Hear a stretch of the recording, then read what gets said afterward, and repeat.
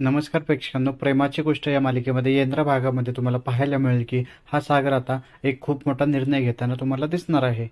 मुक्ताच्या घरामध्ये सगळा तमाशा झाल्यानंतर सागर आणि मुक्ताचे घरामध्ये खूप मोठे भांडण होते. यानंतर रागाच्या भरात हॉलमध्ये येऊन तो ग्लास फोडत असतो. मुक्ता त्याला समजावलं जाते, परंतु सागर बोलतो की हे माझं घर आहे, त्यामुळे मला काय करायचं ते मी बघेल. आणि मग इंद्राही त्याच्या जवळ येते आणि त्याला खूप समजवते, तुझं हे असं वागणं बरोबर नाहीये. तुझ्या मनामध्ये जे काही साठवून ठेवलंय, जे काही दुःख आहे ते सगळ्यांना सांग. तू सगळ्या गोष्टी मनात ठेवतो, त्याच्यामुळे तुझी चिडचिड होते. तुझा जो काही राग आहे तो आमच्यावर काढ, परंतु याची झळ सईला लागू देऊ नको. इतक्या मेहनतीने आणि कष्टाने आपण सईला मिळवलंय. सईची कस्टडी तर आपल्याला मिळाली, परंतु सईला मात्र त्याच्या वडिलांचं प्रेम अजून मिळालेलं नाहीये. ती त्यासाठी तरसते. हे सगळं वातावरण असं झाल्याने मी आणि तुझ्या बाबांनी हे घर आणि आमची सगळी प्रॉपर्टी सईच्या नावावर केली आहे. भविष्यामध्ये तिला असं वाटायला नको की तिच्यासाठी कोणीच विचार केला नाही.